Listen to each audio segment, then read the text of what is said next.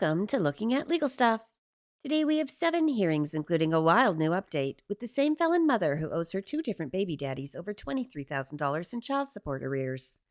The judge demands an explanation after she recently sold her home and profited over $37,000, but chose not to pay a dime of that money towards her $23,000 in arrears.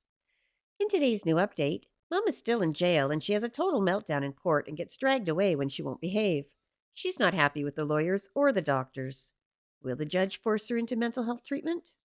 Let's find out. All right. Good morning, everyone. Welcome to the family court. This is Judge Hesslink. First case this morning is Chelsey Brink versus Devin Hildebrandt. That's file 11-14050-DS. We have Ms. Brink with us. I see Mr. Hildebrandt is with us.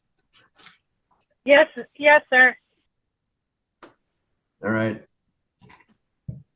We are here today on 2 matters. One is a show cause continued from last month to see whether or not you've submitted a proper amount of job applications to the friend of the court for this week. And then the second one is a supplemental petition for show cause filed by the friend of the court, which alleges that you sold your house in March of this year. They've provided documentation of that from the county records. Indicates that the house was sold for $37,000 and that the only payments since that date total $98.74. So they're asking for a show cause as to why you shouldn't be held in contempt for failure to make a diligent effort to pay a more significant portion of the amount owed after the sale of the house. So as to the proofs for job applications, Ms.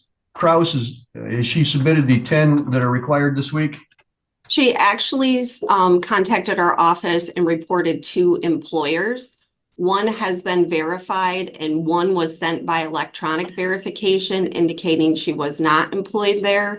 She had been previously, so I'm not sure if maybe she just hadn't started yet on that, but right. I do have confirmation that she is currently working for sure at one. No income withholding is set up yet because there's more information that's required from that employer to do so. All right. Ms. Brink, where are you working at now? I got a job at Southwoods Pub and Grill and I'm waitressing. I've been there almost Monday makes a week. And I'm sorry, this coming Monday makes 2 weeks. A week. And then excellent. I was hired at Meyer. But they're waiting on my background check. It's taking Otsego County a long time to get back to Meyer. But I was hired there on 6/30, I believe. And as soon as their background check comes back, then I should be good to go. That's really good news. They hired me 5 years ago when I first got out of prison, so I don't see why it should be a problem for my background check to be okayed. Okay. Well, that all sounds good. Ms. Your Honor, Krause? I'm going to work at Southwoods for my own money, and then I'm going to work at Meyer to pay my child support, just like 3 days a week probably, because I don't want to overdo myself. And I'm going to AA meetings. My home meeting is at 11:45 every day, so I'm going to have to switch meetings. And then I have well, I guess that's really it. Just the AA meetings going on. Okay. All right. Mr. Brown wanted to say something. Mr. Brown? I just wanted to follow up on what Ms. Krause said. I know that they don't have an income withholding order yet, but Chelsey did indicate to me that her employer has received that. It just has not been processed. Yeah, when I talked to him yesterday, he said that he had to have his boss fill it out. So as soon as his boss gets in, his boss is really busy. It's the owner of the restaurant, and he's very hands-on, so he's a very busy man. And as soon as he gets a chance, he will fill it out. All right. Ms. Krause, is there anything else that Ms. Brink needs to do for the normal show cause proceeding? Just maybe possibly just making payments until that is, because even if that paperwork is processed, it can take 6 to 8 weeks before money would start to be withheld. All right. I just want to say that I the first $100 I made, I bought Christmas gifts for my kids, and because they didn't get a Christmas from me last year. So, and then I have $250 in the bank. I have to pay my car insurance because there's a delay on that. I was late on the payment, so I have to pay my car insurance first, my cell phone bill, and then everything after that is going to child support. All right. Ms. Kraus, what is her Well, monthly not payment everything. supposed to I be? need money to live on, but I'm planned on paying at least $100. With the case with Hildebrandt, correct? Correct. The obligation is $197. That's just for current support. Arrears are $10,801.42. All right. And I'd like to see that get corrected because all of that came accumulated while I was incarcerated. And according to Judge Kevin Hesslink on Brian Morgan's case, he said that if you're incarcerated for more than 6 months, child support doesn't accrue or accumulate, and mine accumulated while I was incarcerated. So I'd like to see that get straightened out. All right, Ms. Brink. I don't know what I have to do. Yeah, I'm going to tell you what you have to do right now. You need to file a motion. Hang on, let me get a piece of paper. Okay. Go ahead. You need to file a motion that says the dates upon which you were incarcerated so that the friend of the court can review to see if there was any increase in the amount while you were incarcerated. And then you need to show whatever documentation you have to prove that you were incarcerated during those time periods. Well, I don't have any. I got rid of all my, after 1 year, they told me on parole that I had to keep my paperwork for a year, and then after that, I didn't have to keep it. So I got rid of all that paperwork, but I might be able to call the prison and see if they can send me something. I'm not sure. Your Honor. All right. Yes, Mr. Brown. I handled a lot of those cases. I can get that information. That would be outstanding. Thank you for that assistance. So Ms. Brink, if you can contact Mr. Brown, he may be able to assist you with that, but you need to file a motion that says when you were incarcerated and proof of those incarceration dates. And then that information can be given to Ms. Kraus, and she can do an investigation as to what, if any, amounts were increased during that incarceration period. And then that can be set for a hearing in front of me, and we'll make a decision on it. Okay, thank you so much. I'm sorry, I didn't hear what you said. I said, okay, thank you so much. All right, yep. Ms. Kraus, is there an ordered on arrears amount in the Hildebrandt case? There is not. All right, I'd like to have a recommendation from the friend of the court in writing as to that amount, and we'll have it set for hearing at next month's court date. So that Ms. Brink has an adequate opportunity to review it and see whether she agrees with it or not. And if she wants to disagree, then she'll have a court hearing for that time period. All right, Ms. Brink, the current monthly amount that you owe now that you're working is $197 each month. So we're going to adjourn the show cause to see that you are making that payment. You no longer, because you're employed, you no longer have to do the 10 applications per week. So just keep working, but you need to make your payments now of $197 each and every month. So I'm going to adjourn. Yeah, I'll put good faith effort into it. Okay. I'm going to adjourn the first show cause then because you're working. So I'm glad to hear that. And we'll monitor whether or not you're making your payments of $197 each month for the next few months. And if you are, then we'll get rid of the show cause on that. So next, I'm going to turn my attention to this supplemental petition filed by the friend of the court regarding the sale of your home. It's my understanding that the home was sold in March for a price of $37,000, and the friend of the court has not received any significant funds since that time towards your arrearages. Was the home sold in March? Yes, sir. And were there any amounts that you received? How much did you receive for the home? I received one payment of $30,000 and one payment of $7,000. All right. And why is it that you have not made any additional payments then towards your child support arrears? Well, can I tell you the whole story? Do you have time? Well, you can do it in the next 3 or 4 minutes. Yes. Okay, yeah. So I was living at, so before I sold the house, I was incarcerated. I got, because of the assault on Sean Conradi, who was a heroin addict living in my house. I gave him a second chance. He was living in his truck, starving to death, he told me.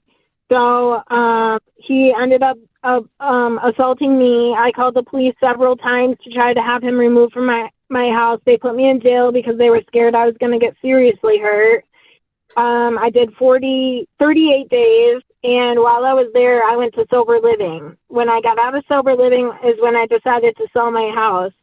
While I was in sober living, I got engaged to Brian Morgan, and he moved me down to Davison, Michigan. Well, he assaulted me very, very, very badly, went to jail, and the landlord wouldn't accept like NEMSCA help or any kind of help from me to pay the rent, and he locked me out. Well, I slept, and that happened right after I sold my house. So I bought a camper, and I was living in my camper. I spent $7,000 on, or I'm sorry, $8,500 on that.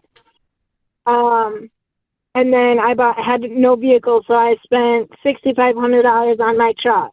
So that was, and I got a really good deal on the truck. I didn't get screwed or anything like that. Pardon my language. And so I was living in my camper. Well, I decided that I lost my job at Italia Gardens. So I decided to come back north, and my camper got wrecked. And so I went under the, I don't know what it's called, but I think it's like an awning thing at Travel Lodge, and it ripped the AC unit off and put a big hole in the roof. And then, so I couldn't sleep in that anymore. You know, I couldn't live in it anymore because of weather.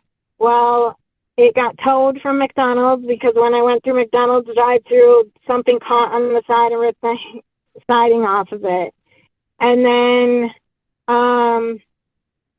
so I spent the rest of the money on hotel rooms to live in. I did sleep in my truck some of that time. I was trying to save money, but by the time I got back up here, most of the money was gone. So what I could afford, I paid out of that money. But most of the money was gone. I had to buy a vehicle. I had no vehicle, and I had to figure out something where to sleep, you know. The friendly court says that you paid a total of $98.74. That's not accurate. I paid $200. Since Two March, $100 bills went there, and I got receipts for both. they were split between the two cases. I understand that, but I did pay $200. All right, so almost 100 of it was credited to this case, and the other amount went to the other case. Okay, so good. 200. Okay, so you got $37,000. You spent $15,000 in total on a camper and a truck. So that means you spent $12,000 on yourself without making any payments for your kids. I made 2 payments. $200. So you spent $11,800 on yourself instead of paying it towards your kids. Well, I did the best I could, sir. I'm sorry that makes you upset. That's not the best you can. That's being selfish. It's spending money on yourself instead of sending it to your kids. Well, I haven't spent money on myself in 5 years. Your Honor, that'd be 22,000 rather than 12,000. You're absolutely right. Thank you very much for the math correction. I appreciate that.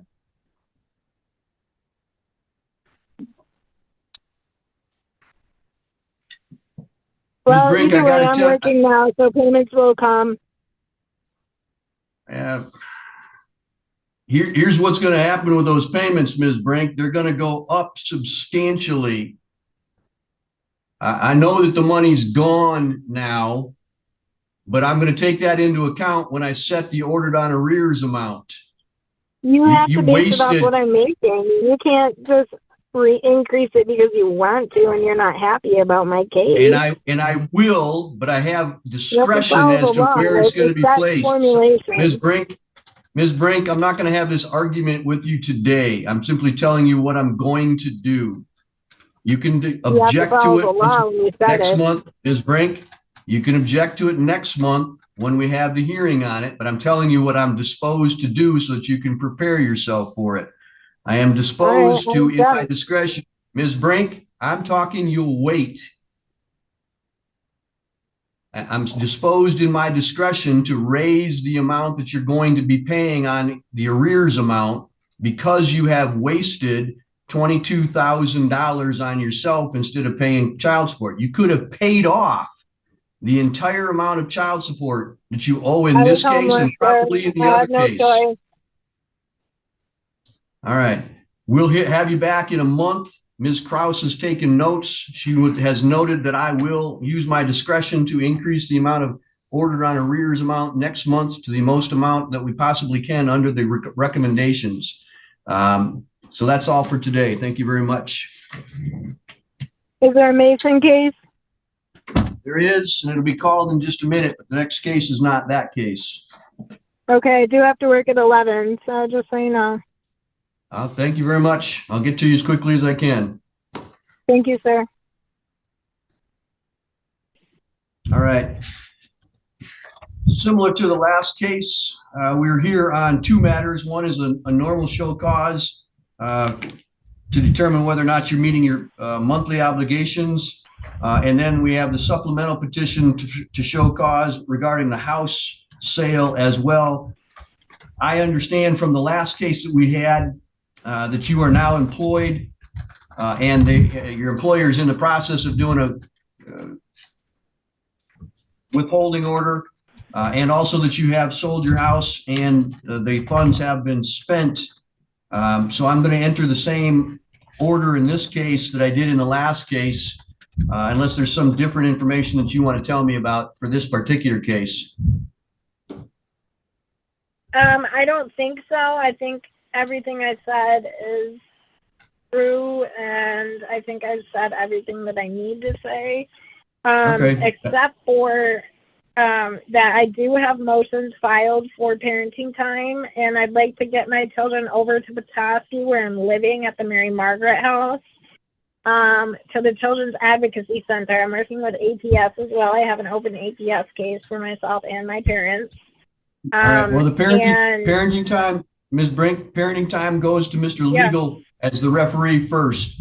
So you'll have to deal with him at his actually, hearing. Don Ellison. Your Honor. Don Ellison that has been changed to me, hasn't it? All right. I remember that. All right. I don't see any motions that you filed in the court file for that, though. Have you filed those motions yet? Yes. It's scheduled July 25th at 10 a.m. Your Honor. Yes.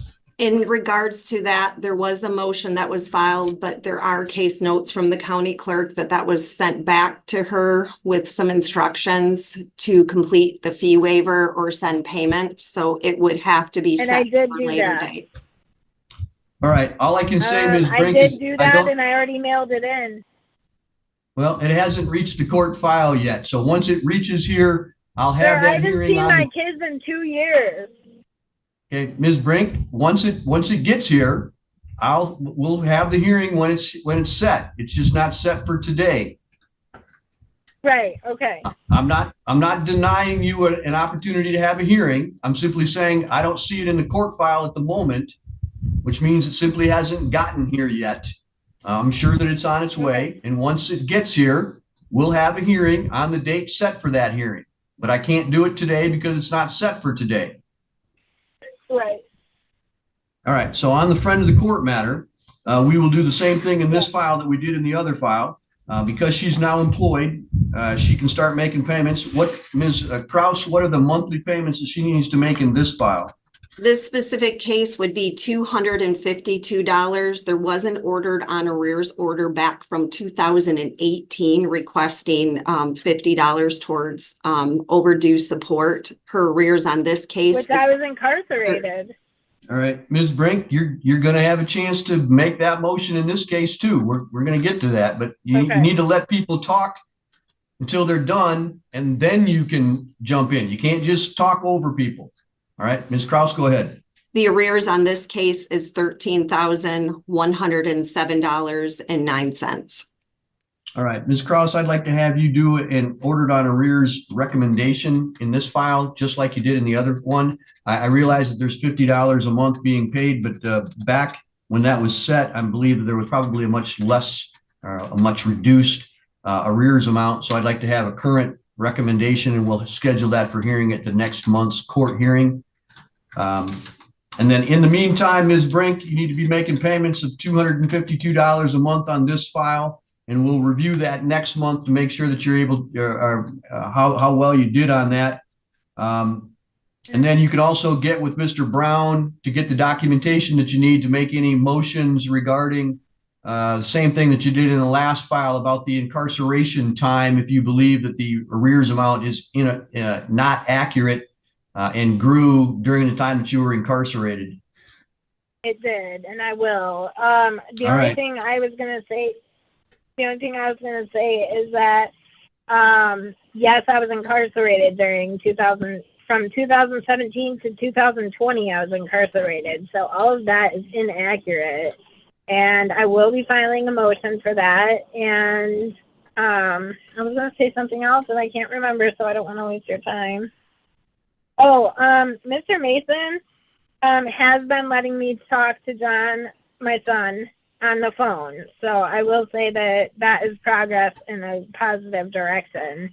But the only complaint I have is that he is talking very poorly about me, my mother and my father, probably my sisters and brother.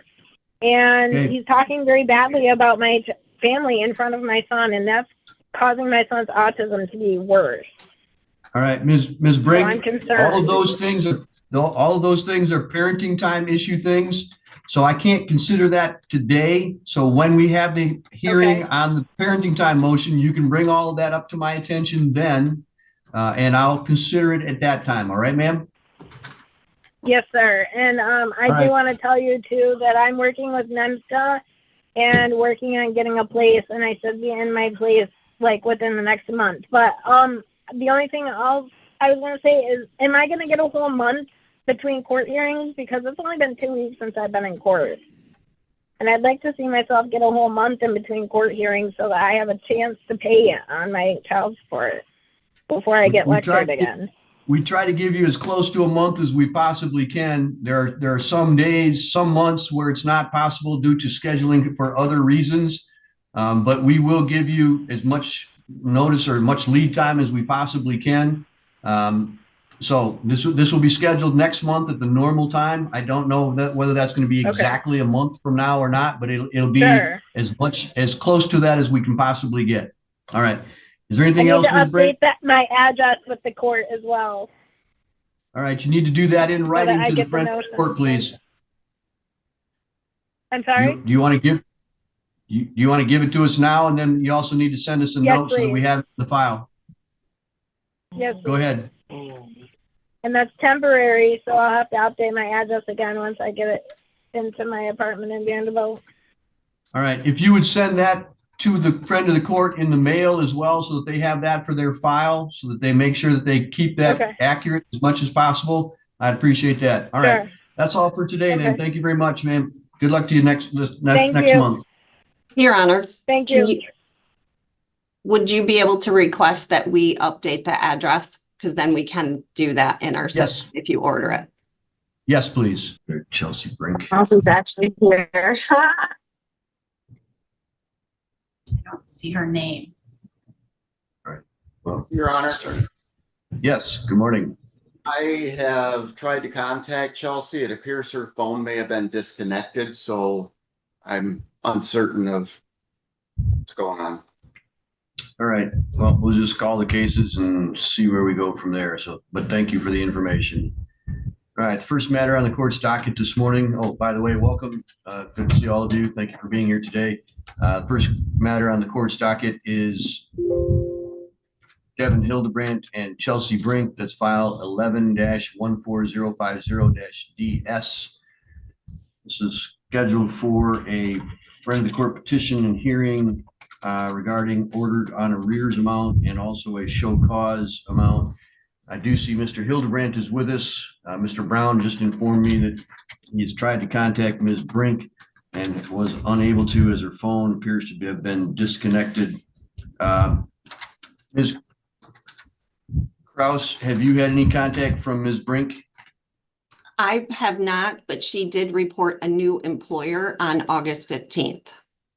Are we getting income withholding from her? We are not receiving income withholdings. She did make a payment that dispersed to two of her cases on July 22nd. $43.37 was applied to this specific case based on the disbursement policy. All right.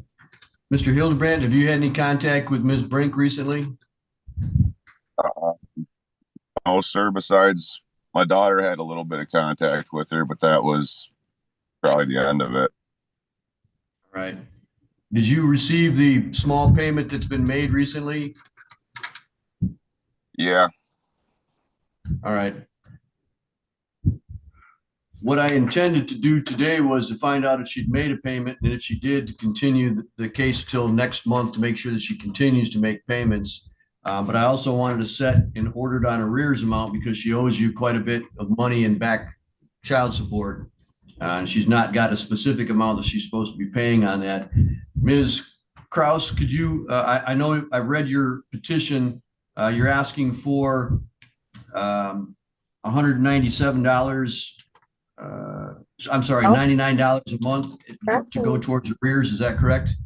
It is, and I just wanted to mention in regards to line 3 that it indicates the court would use discretion when determining that amount as the plaintiff's sale of their home and payment history would be considered. Yeah, I do recall that. It's my understanding, my memory that she received about $37,000. Is that yours, Ms. Kraus? I do believe so, yes. All right, so she got about $37,000 according to her testimony last month when we had a hearing on this. And it's my memory also that she spent all of that on purchasing vehicles and staying in hotels as opposed to giving any of that to child support. Mr. Hildebrandt, did you receive any of those funds from her sale of her house in child support amounts? No. All right. Under those circumstances, I believe that an additional amount is appropriate over that. At $99 a month, she owes, Ms. Kraus, is the dollar amount of $10,800 or $801.42. Is that still accurate relatively? That is accurate as of July 11th. All right, so it might be a month's worth more than that, but so that's going to take, by my math, it's going to take 9 years to pay off at $99 a month. So I'm going to up it to $150 a month because she had those dollars available to her. She may have spent them now, but it's clear to me that she didn't spend them on child support. So we're going to set the order on arrears amount at $150. Still going to take her approximately 6 years to pay that off at that rate, but at least it's something that Mr. Hildebrandt can get while the child is still in the house with him, as opposed to wait until the child is too old to do anything with it. So we'll set it at that amount. She's failed to appear, but she had proper notice of today's hearing.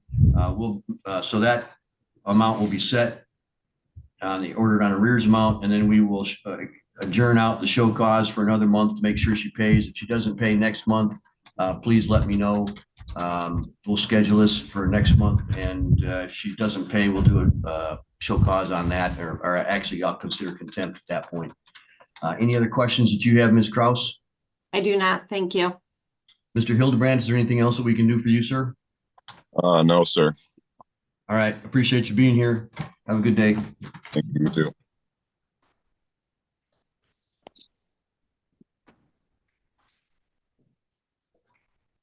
All All right. While we're on the matter of Chelsey Brink, let me call up the other case that she has as well. This is the matter of Chelsey Brink and William Mason, file 13-15199-DC, set for a order to show cause on monitoring her payments, as well as an ordered on arrears amount. Do not see Mr. Mason present with us. And Ms. Brink, we just had a case on in which she failed to appear. Her attorney did not have any contact with her, tried to call and the number was disconnected. The other respondent parent had no contact with Ms. Brink as well. The friend of the court had no contact with Ms. Brink. Ms. Spillane, have you had any contact with Ms. Brink on this matter? No, sir. All right. Has she made any payments on this file in the last month? We received $50.63 in July, but nothing yet for August. But as the previous caseworker reported, she just did indicate she has new employment, so the income withholding order hasn't taken effect just yet. All right. It has been sent out, however? I believe so. I'll double check real quick. All right. All right. Given the fact that she has made a payment within the last month or so, I'm simply going to adjourn the show cause to see if she makes her payment for this coming month. If she does, I won't hold her in contempt. If she doesn't, I will. As to the ordered on arrears amount, the request from the friend of the court is for $101 of overdue arrears, which is 1/2 of the current monthly amount. I'm going to change that to $150 a month, as I did in the other case, because at the last court hearing that we had, Ms. Brink indicated that she had received $37,000 earlier this year from the sale of her home and made absolutely zero payments and $0 towards her ordered on towards her arrearages, which in the other file were $10,000, which in this file is in excess of $13,000. For that reason, I'm going to up the payment to $150 because that $101 is going to take in excess of 133 months, which is almost close to 12 years, which is way too long to repay. So even at 150, it's still going to take her 8 or 9 years, which is quite a lengthy period of time to repay a debt. But at least it gives us a chance to have the child to still be in the home when the arrears amounts are received. So we'll set the arrears amount at $150 a month, and then we'll adjourn the show cause to next month to see if she's made her payments. Anything else we can do today in this case, Ms. Spillane? No, sir. All right. Thank you very much. That's all for that case. The offense of police officer assault, resist, or obstruct, in that you did assault, batter, wound, resist, obstruct, oppose, or endanger Officer Daniel Gertz, a police officer of the Gaylord City Police Department, who you knew or had reason to know was performing your duties. That is a felony offense that has a maximum penalty of 2 years and or a $2,000 fine. Do you understand the name of that offense, ma'am?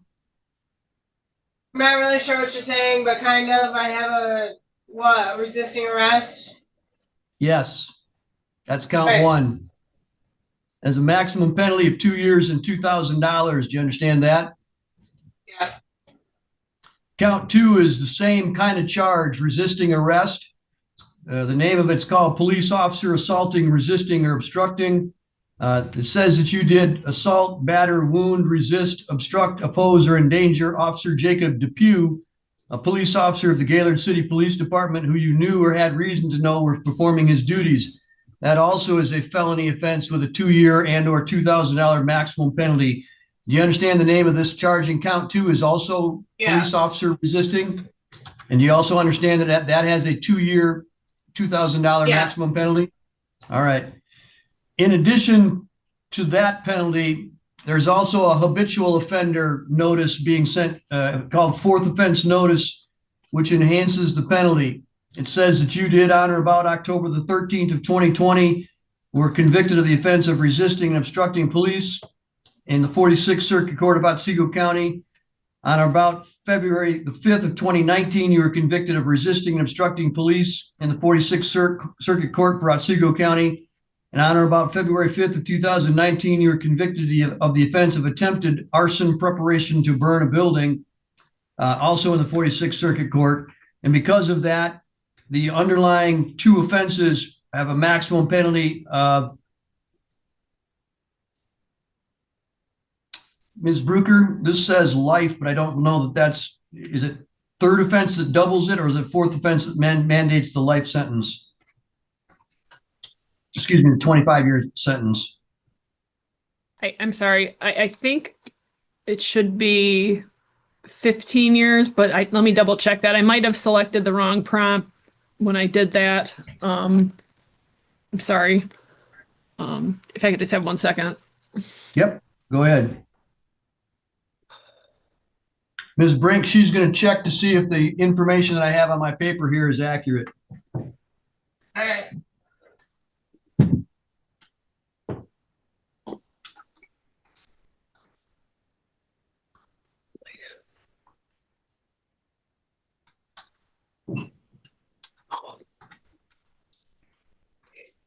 It would be 15 years, Judge, and I'll get that corrected. All right, thank you.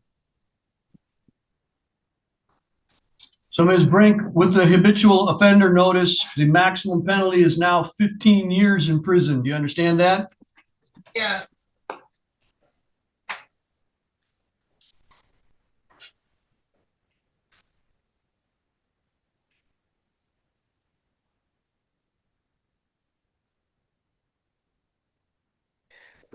Count 3 alleges that you did commit the offense of retail fraud in the second degree. That is, that in a store or its immediate vicinity, that is Walmart, when it was open to the public, you did steal property of the store that was offered for sale at a price of $200 or more, but less than $1,000. That's a misdemeanor offense. It has a maximum penalty of 1 year and or $2,000, up to 3 times the value of the property that was stolen. You understand the name of the offense to be retail fraud, that is shoplifting? Yeah. You understand the maximum penalty is up to a year in jail and or a $2,000 fine? Okay. All right. Right now you have certain rights. I want to tell you what those are. You have the right to plead guilty, not guilty, or no contest, or excuse me, stand mute. You have the right to have a trial by a judge or by a jury, and you have the right to have an attorney. As to your trial rights, you have the right to see, hear, and question all the witnesses. You have the right to present your own witnesses and evidence and get an order from the court called a subpoena to require those witnesses to appear and testify. You have the right to testify yourself, or you could remain silent, and if you chose to remain silent, that silence could not be used against you. You also have the right to be presumed innocent until proven guilty beyond a reasonable doubt, and have that burden of proof remain with the prosecutor at all times. Finally, at trial, you'd have the right to automatically appeal if you wanted to any error that occurred. However, if you enter a plea, you'd be limited to asking the court for permission to appeal, and that might not be granted. You understand the rights that I've just given to you? Yeah. You have any questions about any of those rights? No. All right. Mr. Brown, have you talked to Ms. Brink about court-appointed counsel? I was not really able to get that far, Your Honor, but I am going to say that she is. I currently represent her on a few other cases. All right. Ms. Brink, I'm going to appoint an attorney for you. In the past, we've dealt with each other, and you've been eligible for court-appointed counsel in the past. So I'm going to do that now. Mr. Gilo is going to assign the specific attorney. It may be Mr. Brown. It may be somebody else. But right now, I'm going to enter a not guilty plea on your behalf in order to protect your rights until you have a chance to speak with your attorney. Because you're charged with felonies, I'm also going to set some court hearings on a quick basis so that those protect your rights as well. The first one is called a probable cause conference. That's a chance for your lawyer and the prosecutor to discuss the case quickly to try to resolve it. That'll happen within the next 7 days. We'll also set a preliminary examination date within the next 21 days. That's a chance, that's an opportunity for the prosecutor to prove in court a small amount of evidence called probable cause that you committed the crimes that you've been charged with. Do you have any questions as to the hearing dates that we just talked about? Oh, I didn't really hear you though. Do you want me to explain what a probable cause conference and a preliminary examination date is? Oh, no. I get it. I thought you were setting Okay. dates, like giving me dates. Nope, not yet. All right, what I'm going to do next, Ms. Brink, is I'm going to ask the lawyers about bond, and then I'm going to give you a chance to tell me what you want me to hear about bond as well. So, Ms. Bruker, could you, any thoughts on bond? Miss Brink is currently on bond for a trespass charge that we're set No, I'm for. not. There was no bond set. Okay. Ms. Brink, she gets to talk, and then you'll have a chance to talk afterwards. So I'll listen to you what you want to say, but you got to let her talk without interrupting her, please. And she's set for an upcoming trial in that case. She was recently convicted of assault and battery back in February. And she does have a history of felonies and misdemeanors on her record that are assaultive as well. I would ask for the standard terms and conditions of bond, including that she not re-enter the Walmart store. I would ask for the court to order that she report to community corrections. I'd ask for the court to order that she follow through with any of her community mental health appointments and treatments. It appears that this crime, as well as her trespass charge, are probably related to some of her mental health issues. So I wrote on the bond sheet a $10,000, 10% bond. I'll leave that to the court's discretion. When Ms. Brink is out in public, she violates the law. She fights with police. We need to make sure that she's safe and the public are safe. But I also recognize that she does need her mental health treatment. Mr. Brown, your thoughts? Your Honor, as the court stated, is familiar with Ms. Brink. She does suffer from some mental health issues that she's seeing CMH for. I would ask the court to take that into consideration when setting a bond if she has appointments coming up, but definitely don't want her to miss that. If she's taking any kind of medications, I want to make sure that she is getting the medications that she needs. Other than that, Your Honor, I would leave this up to the court's discretion. All right, Ms. Brink, this is your chance to tell me what it is that you want me to know about your bond. I would simply caution you, if you don't make any statements about the underlying facts of this case, because we're recording this and it could be used against you later. Is there anything else that you want me to know about bond? Well, I have no money because I went to prison once already and it destroyed my life and I have no way of working, so I have no money. So that should be taken into consideration. I'm pregnant, so I'm going to need OBGYN care. And when I left the hospital just recently, I told them, please make my appointment for the next day when I get discharged because I cannot wait that long without seeing someone. I go crazy in the public because I have been to prison and I don't understand people anymore. And they didn't do that. So I went nuts because I found out I was pregnant. So all of that needs to be taken into consideration. $10,000 isn't too bad, but I'm not going to be able to make bond. So it doesn't matter. You're going to keep me in jail and probably send me to prison for this anyway. Have you been to see a doctor yet about your pregnancy? No, it's too early to even get a positive pregnancy test.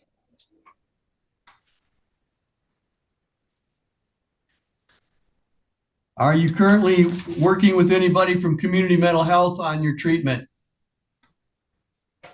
Yes, I am. Dr. Gurman is my doctor, and I'm supposed to be getting hooked up with ACT as well. They were going to help me and like get a plate because I'm homeless. And because my parents have dementia, they don't understand that I'm homeless. They won't take me into their house. They keep calling the police on me because they don't recognize me anymore because I went to prison. All right. So do you think it would be a good idea for you to start working with Dr. Gurman again? Well, I have a complaint with CMH filed against him for not being fair and violating my rights. So I prefer a different doctor. I've mentioned that to the court once. That hasn't been respected at all. But I need to work with ACT and CMH because I have depression, anxiety, and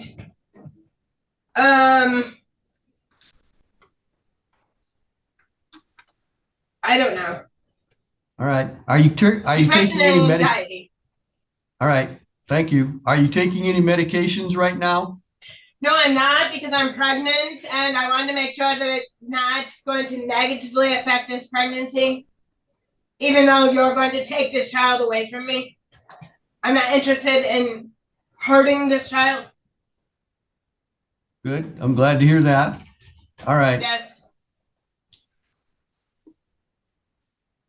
It's probably best for me to stay in jail for as long as possible because I have nowhere to go. So when I get out, I'm going to go back to violating the law so I can come back to jail. Well, no, that's the fact, Larry. I went to prison. So, I cannot work. Nowhere will hire me. I have no money. I'm stealing food like an idiot. okay, I don't want you to go into that, please. Well, I'm just saying, he's asking questions. I'm telling him what needs to be considered with my bond. A PR bond would be nice so I can go look for work and take care of a baby, but that's not going to happen. I'm realistic. Thank you, Ms. Brink. That's all the information I need right now.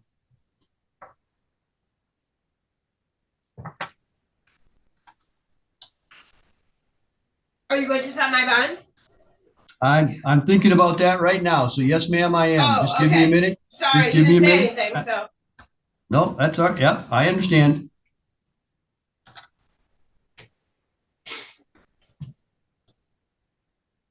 I'm half nuts too because I haven't seen or talked to my children that already exist in a very long time. So I can't help it. You know, I really can't. I don't even understand that I'm breaking the law. My parents are nuts. I'm getting no support out here. Well, we're going to try to get somebody to come into the jail and help you with that.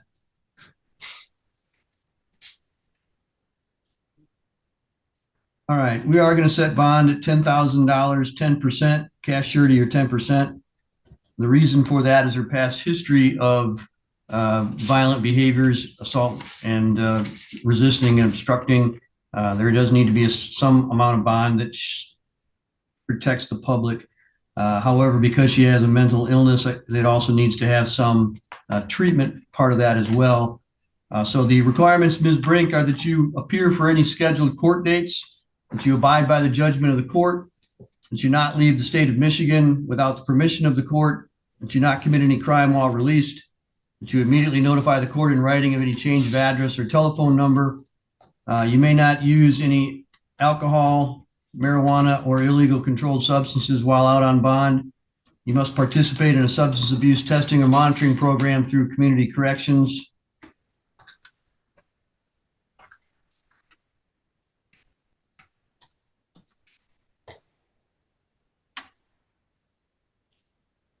And you must comply with all community mental health treatment programs.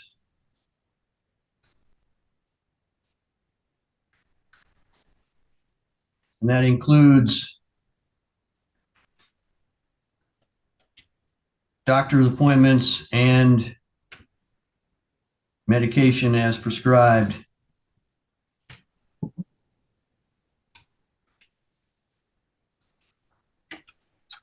You also may not enter the Walmart in Gaylord, and you must contact community corrections upon your release. You have any questions about the bond? No, I'm not going to be able to make bond. Well, I set it at a point you'd have to post $1,000. If you are able to, then you need to do what CMH tells you to do. Deputy, I asked that you guys call CMH and ask if they can send somebody to the jail to evaluate her and see if they can get her on some prescription medication. Yes, sir. Can we make an OB? Well, whatever. I'll just tell them and they'll work with me on that way. All right, that's all for today. Thank you, Deputy. Okay. Hold on a second. Chelsey Brink and Devin Hildebrandt, file 11-14050-DS. Your Honor, Ms. Brink is currently lodged.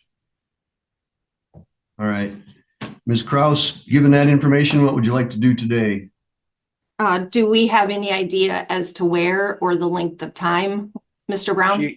She is in the Otsego County Jail. She was lodged just a few days ago, if not late last week. I believe it's a $10,000 cash surety bond. Her indication is she is not going to be able to post. I would indicate then, given that, we could potentially, so it doesn't fall off the docket, maybe potentially adjourn it out to December 12th. And if we have information that she's out sooner, we could renotice it. So ordered. All right. Well, it looks like I forgot one case on Ms. Brink. We have, this is William Mason versus Chelsey Brink, 13-15199-DC. We learned previously from Mr. Brown, when he was present in a previous case with Ms. Brink, that Ms. Brink is still incarcerated. So having said that, it's unlikely she's going to be able to do anything today.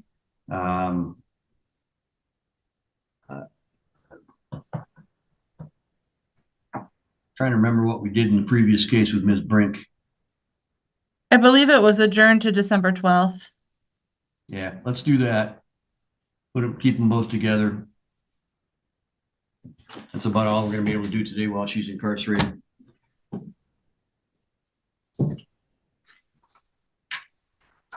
This is the state of Michigan versus Chelsey Brink, file 25-44051-FY. Today is the date and time set for a felony status review. Mr.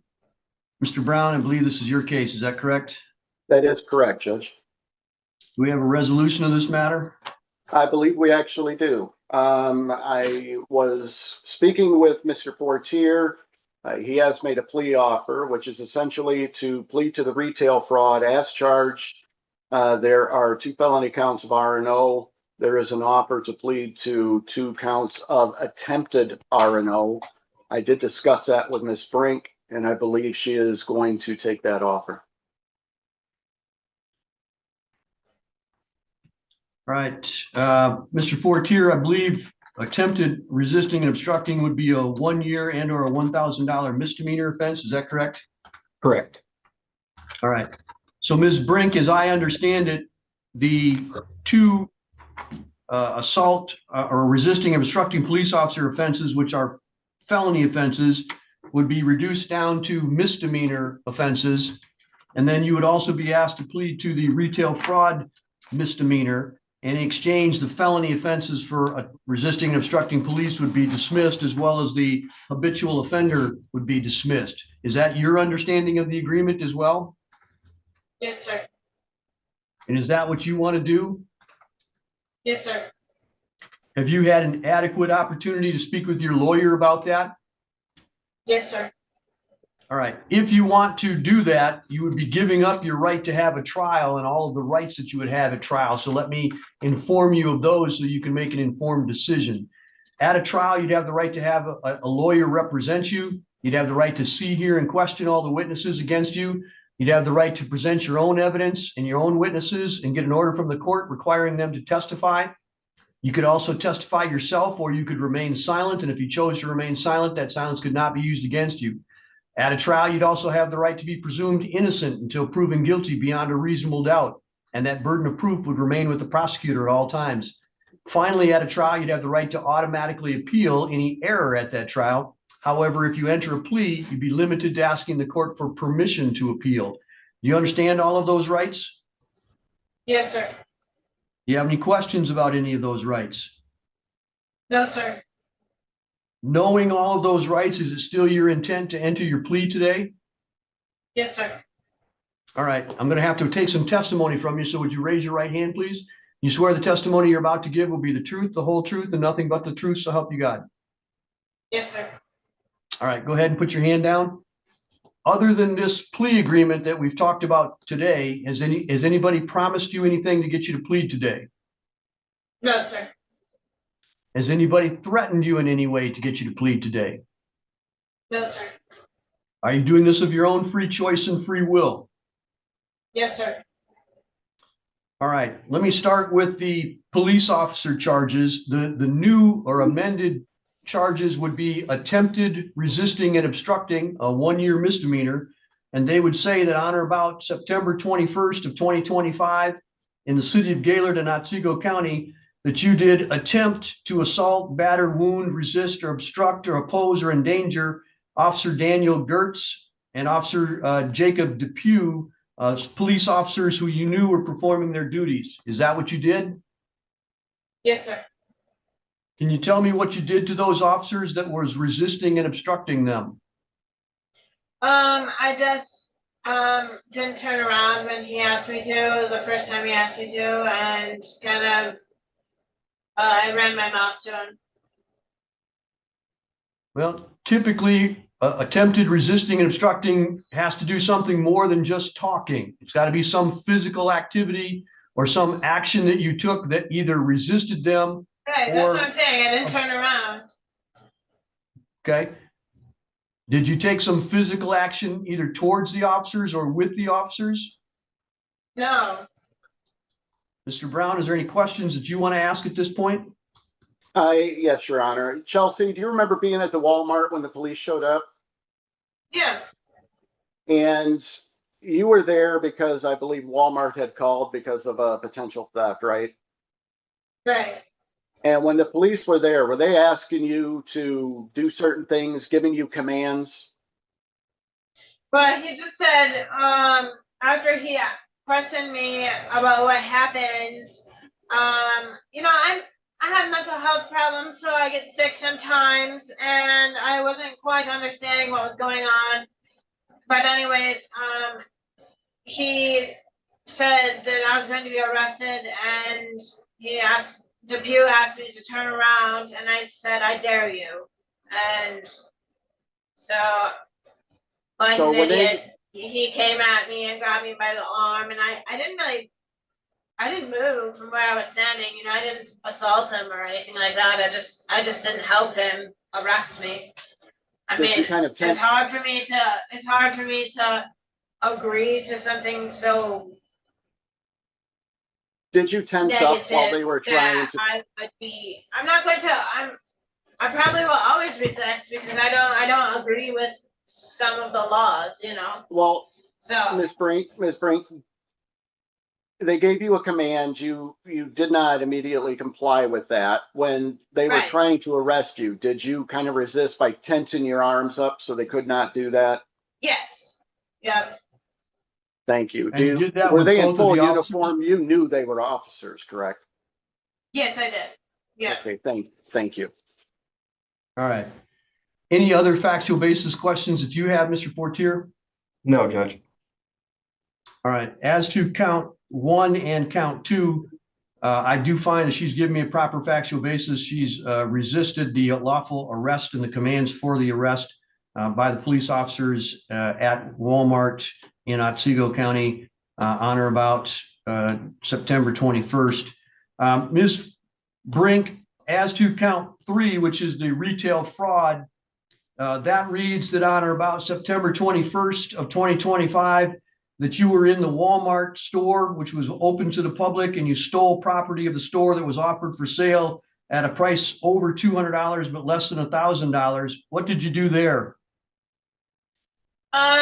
You know, by the time I got to the door, actually, let me back up. I went in to use the bathroom, to be honest with you. Actually, let me back up even further. I drank a beer and I relapsed, and the day before I spent the whole day. Chelsey, I think what he's asking you is, did you take anything? I don't necessarily know if he needs the entire story. Did you take anything? Yes, I did take stuff. It was a baby seat and Ms. Brink, hang on a second. I'm going to give you a chance at sentencing to tell me all of the reasons why things happened. At the plea, I just need a small amount of information from you. So let me be specific. Sure. Did you go into the Walmart store when it was open to the public? Yes, I did. And that was on September 21st, right? Yes, I did. Did you steal property? Did you take without paying for certain property of the store? Yes, I did, sir. What were the items that you took without paying for? A baby seat. I saw a baby seat, a backpack, and I think there was, from what I recall, there was a blanket and something else, nail clippers or something, and a backpack. Did I say that? All right. And I think that was it. And all of that stuff, did it add up to a value of more than $200? Probably, yeah. Yeah. All right. Any other factual basis questions that either of the council have? No, Judge. No, Your Honor. All right. And again, I find that Ms. Brink has given me a proper factual basis. She's admitted to stealing property of the store from Walmart that was open while a Walmart was open, and the value was more than $200.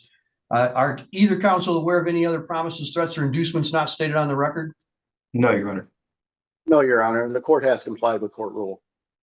All right. I will accept then the pleas as to all three of the charges. I do find them to be knowingly, intelligently, and voluntarily done, as she has properly answered my questions about promises, threats, or other inducements. Let me just make some notes.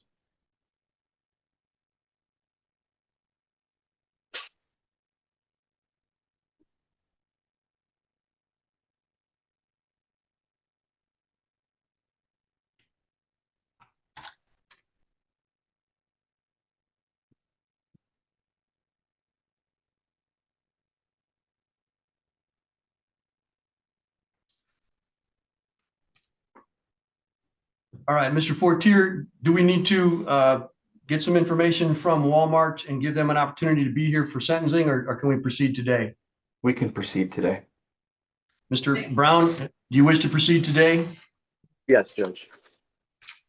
All right, Ms. Brink, what I'm going to do is I'm going to ask each of the lawyers what they think we should do for sentencing. And then I'm going to, after you've heard what they say, I'm going to give you a chance to tell me anything that you want me to know as well. So listen carefully. Mr. Fortier, your thoughts on sentencing?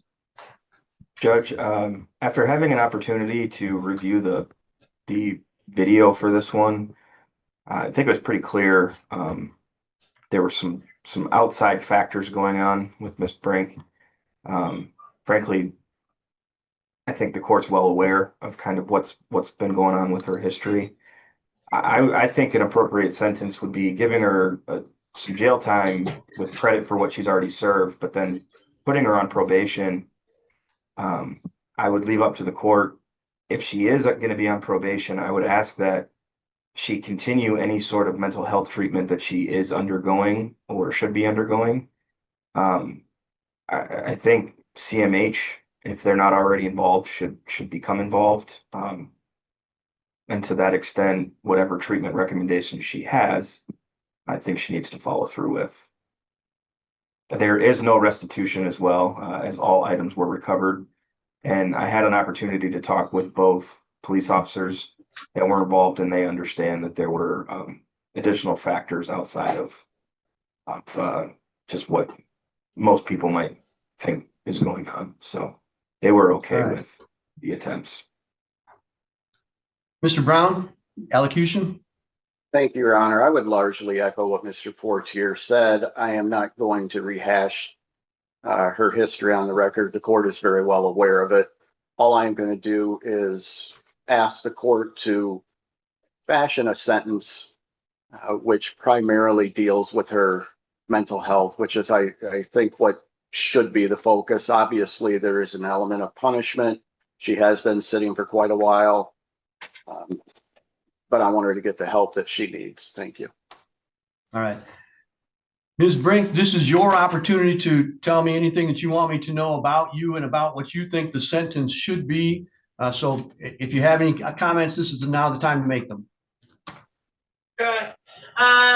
Mostly, I just want you to know that I did relapse and drink a beer after being sober for about almost a year now. And so that negatively affected me. I spent an entire day trying to sober up. I had not taken my medication that day. Sometimes I'm usually pretty good about it, but I don't know what happened. I'm homeless and I've been living in my vehicle. It's very lonely being homeless. And you know, I've got mental health problems, and so I don't always 100% understand what's going on, to be honest. So I just want the court to understand those things, and I appreciate Mr. Fortier being so kind with his words about about what you think I should be sentenced to. Larry Brown did a great job, in my opinion, representing me. And I'm embarrassed mostly, and so it's even hard to even verbalize how I feel right now and what I want you to know. And I'm ashamed of myself because I didn't think I would, after prison, I didn't think I would end up in this position again. And so I feel horrible, and I fucked up. Excuse my language, but that's the truth of it. And my parents are ashamed of me and embarrassed of me. And so that's enough punishment for me, to be honest. But I know you have to impose a sentence. And so if you can just give me work camp or probation or something minor, I don't know, because even if they let me out of jail, I don't know where I'm going to stay yet. So just take those things into consideration, I guess, if you can. All right. Well, Ms. Brink, I want to say thank you for the work that you've done to get yourself back together with your mental health treatment. There's a world of difference between today and some of the previous conversations that we've had. And I want to say you're doing much better today. And I appreciate that. You're a thoughtful person today. And I think that bodes well for if you stay on your medication and stay on your treatment plan, things can go much better for you. But yes, that's sir. kind of where, when I was in prison and even slightly before that, I wasn't working with CMH right away, but they messed with my meds a lot, and it got me all kinds of confused because they would change it a lot. While I was in prison, they changed my medications a lot. I had some seizures. I hit my head a couple times. But when I got out of prison, since then working with CMH, they've changed my medication so much, and so it's very hard to understand what's happened from then until now without getting outside person's opinions, because or facts even, really, because I know I've been in the hospital a lot. I can tell you that, and been in jail a lot, but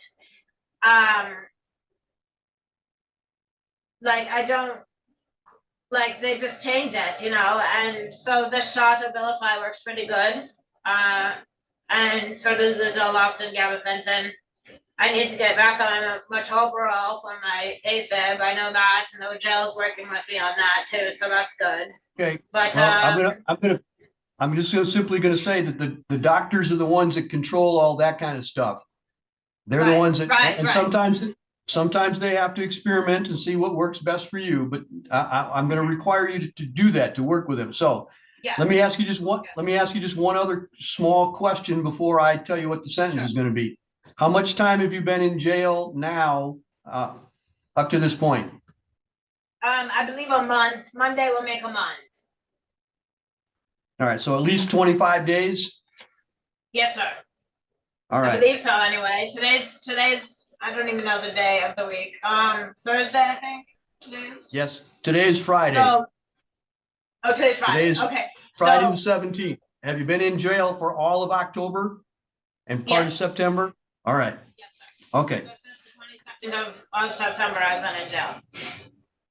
All right. I'm going to put you on probation for 6 months, just so we can make sure that you're doing what you're supposed to be doing with your medications and with your treatment. Right. Yep. There's a cost for that. There's a $75 mandatory crime victim rights fee, a $50 justice assessment. I'm going to reduce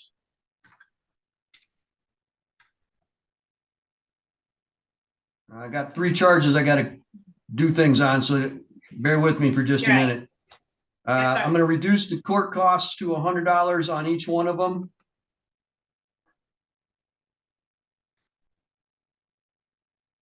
And I'm going to reduce the fine to $50 on each one of them.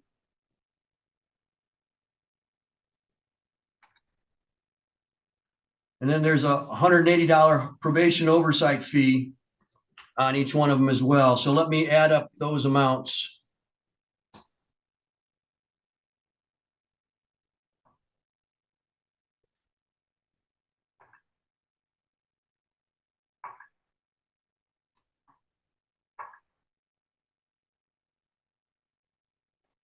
It's a total of $770, and you can pay that over the course of probation.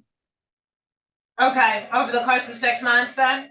Yep. Okay, thank you. I'm gonna let you do community service work if you can't find work right away, so that you can work that off at the discretion of the probation office. There are some fines that you have to pay yourself, but you can enroll in some of them. I'm going to require you to go to CMH, Community Mental Health, and follow all recommendations and submit a release to probation so that they can know what you're supposed to be doing with community mental health and what your treatment program is. All right? Yes, sir. So take all your medications, go to counseling, whatever they tell you to do, that's what you're going to have to do. Right. No consumption of alcohol or non-prescribed drugs. That means if your doctor tells you to take a drug, then you take it, but you can't take street drugs and you can't abuse your prescriptions. You understand what I mean by that? Yes, sir. Yes, sir. I don't want you to go to any bars or places where alcohol is served by the glass. So stay out of there. That way, because if you're mixing your medications with alcohol, bad things happen. Yes, I know. Yes, I know. All right. I am going to send you, because you're not working right now, I am going to send you to the work camp for 10 days so that you can give back to the community. That'll make you feel a little bit better about yourself too once you get out and you're able to do something. And hopefully that'll give you a little bit of structure so that you know where you're supposed to be and when you're supposed to be there. Okay. Mr. Fortier, are you aware whether or not the United Way still deals with people that have housing issues? I do not know. Mr. Brown, are you aware of any other agency in the community that deals with housing issues that could help her find some place to land? Unfortunately, no. I don't know if NEMSCA deals with those things or not. There used to be an agency called First Call for Help that had a way of doing the phone tree and calling places like that. I'm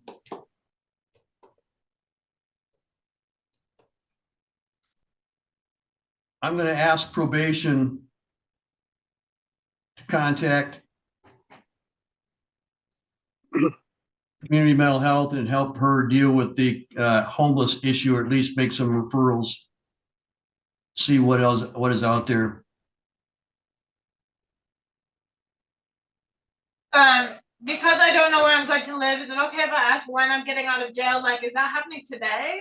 Because I'm a little bit nervous about that. I have nowhere to go.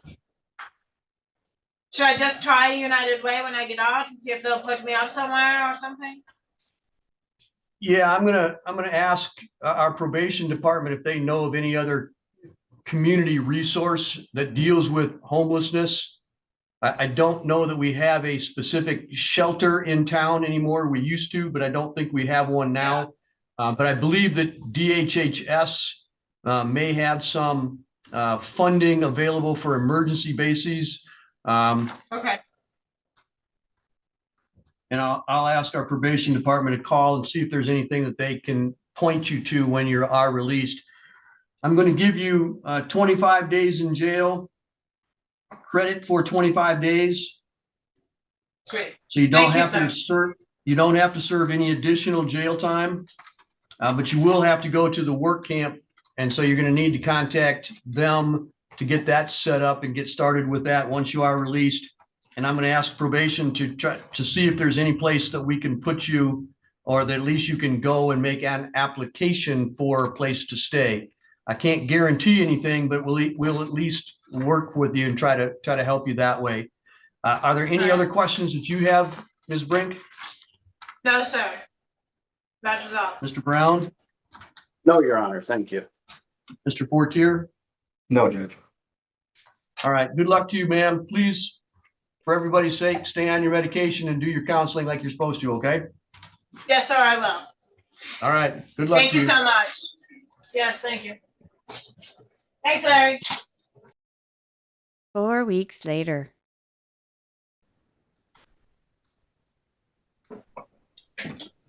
Are you Chelsey Brink? I have to hear from you, ma'am. Yeah. All right, thank you. I'm Judge Hesselink. I'm coming to you from the district court. You're here today because of an arraignment.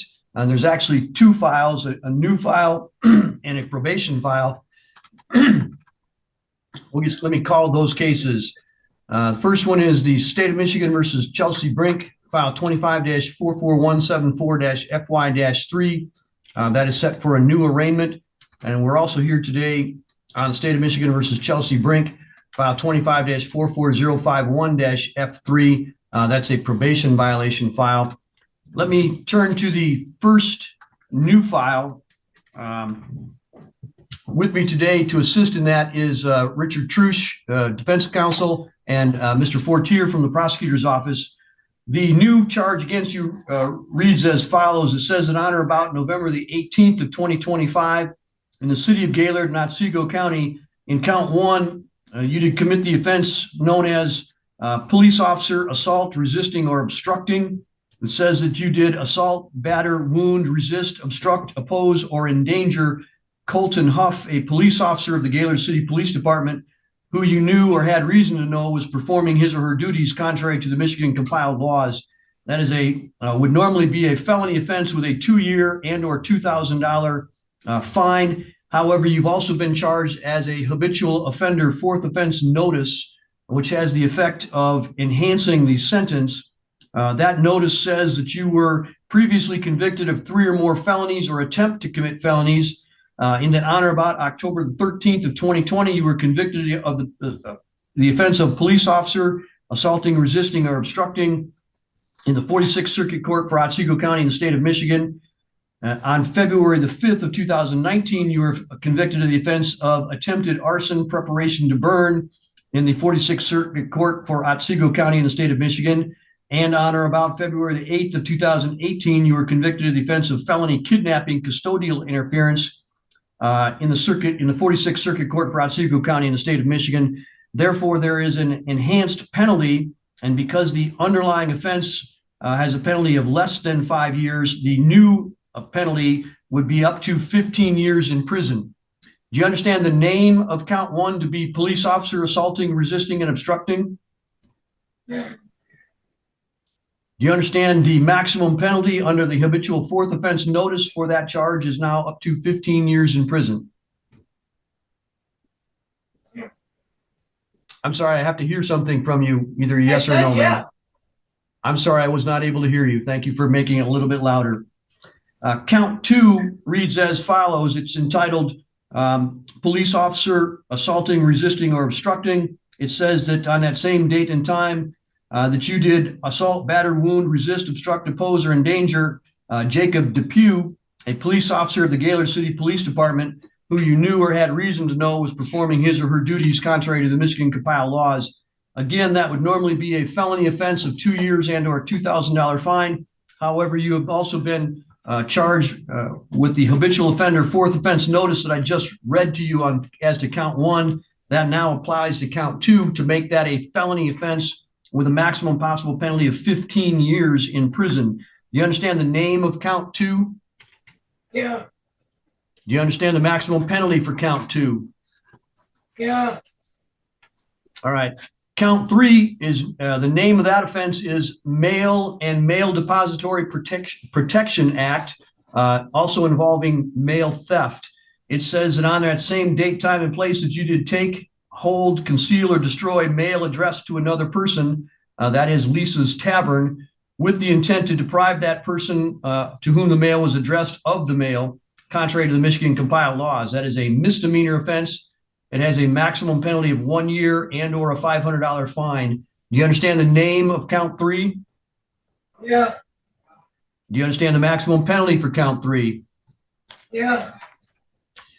The final count 4, reads as follows. It says that on that same date, time, and place that you did commit the offense known as trespass, in that you did remain without lawful authority to remain on the lands or premises of Lisa's Tavern after being notified to depart therefrom by Elizabeth Arndt, who was the agent of the occupant of the lands or premises, contrary to the Michigan compiled laws. That is a misdemeanor offense. It has a maximum penalty of 30 days and or a $250 fine. You understand the name of count 4? What is it? It's called trespass. Oh, yeah. You understand the maximum penalty of 30 days and or up to $250 fine? Yeah. All right. You have certain rights, and I want to make sure that you understand those rights so you can decide what to do with them in the future. Your basic rights are you have the right to plead guilty, not guilty, or to stand mute. You have the right to have an attorney represent you, and you have the right to have a trial by a judge or a jury. At that trial, you would also have trial rights, which include the right to see, hear, and question all the witnesses against you, the right to present your own witnesses and evidence and get an order from the court called a subpoena to require those witnesses to appear and testify. At trial, you could also testify, or you could remain silent, and if you chose to remain silent, that silence could not be used against you. At trial, you'd also be presumed innocent until proven guilty beyond a reasonable doubt, and that burden of proof would remain with the prosecutor at all times. Finally, at a trial, you'd have the right to appeal any error at that trial. However, if you enter a plea in the future, you'd be limited to asking the court for permission to appeal, and that might not be granted. Do you have any questions about any of those rights? No. Do you believe that you understand those rights? Yes. All right. Mr. Trush, as to her right to an attorney, have you had a chance to speak with her about that? I did, Your Honor. She has been screened and qualifies for counsel. Again, traditionally, I think she's been represented by Mr. Brown. I expect he'll be appointed in this matter as well. All right. Ms. Brink, until you have a chance to speak, with your attorney, I'm going to enter a not guilty plea on your behalf in order to protect your rights. Because you've been charged with felony offenses, I'm also going to set some quick court dates to also protect your rights. The first date is called a probable cause conference. That'll happen in the next 7 days. That's a chance for your lawyer and the prosecutor to speak to see if they can resolve the case quickly. In addition to that, within the next 21 days, we'll set a preliminary examination date. Now, that's a short hearing in district court in front of me as the judge to determine whether or not the prosecutor can show a small amount of evidence called probable cause that you've committed the crimes that you've been charged with. That is not a determination of guilt or innocence. It is simply a check to make sure that there's sufficient evidence to proceed with the case. Do you have any questions about those 2 court hearings? No. All right. What we're going to do next is address the issue of bond. So I'm going to listen to both of the attorneys, and then I'm also going to give you an opportunity to tell me what it is that you want me to know before we make that decision. Mr. Fortier, as to bond. Your Honor, I did submit a bond recommendation form.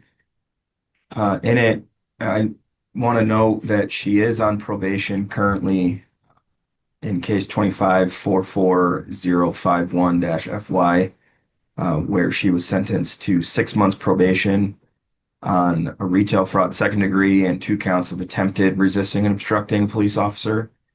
She was sentenced on October 17th, 2025, so just about a little over a month ago. I think based on the fact that she was out on probation for an assaultive offense, she's got assaultive offenses in her criminal history. She does present as a risk to the community at large. The court's obviously well aware of issues that Ms. Brink has. She's continuously picking up trespassing and R&O charges when the police are called. So based on that, I think a bond amount of $10,000 cash or surety would be adequate. I would also ask that, in addition to the standard conditions of bond, that the court order no drugs or alcohol be consumed along with no marijuana, and that she participate in a substance abuse testing or monitoring program at the discretion of community corrections. Ask that she would report via community corrections and that she participate in a specified treatment program, specifically with community mental health. I know she had indicated prior circumstances that she was involved with them. However, I'm not sure the extent of that involvement right now. I think it needs to continue, or at least be essentially restarted if it's not happening. I would also ask that she have no contact with Lisa's Tavern, that she not re-enter Lisa's Tavern, and that because she is charged with an assaultive crime, on top of the fact that she's got a felony criminal history, that she not possess any weapons or firearms. And that's it. All right. Mr. Trush, your thoughts? Thank you, Your Honor. In regards to the bond on this matter, a few things that I think are important. Given the circumstances, we expect some amount of cash bond is going to be put in place here. I would indicate Ms. Brink has substantial connections to the community. She's essentially lived her entire life in Otsego County. I think the court is familiar with some of her economic circumstances. She reports that she's homeless. I know that she has reported that to the court consistently, I think, in other hearings, which I wasn't a party to, but happened to be present and observe.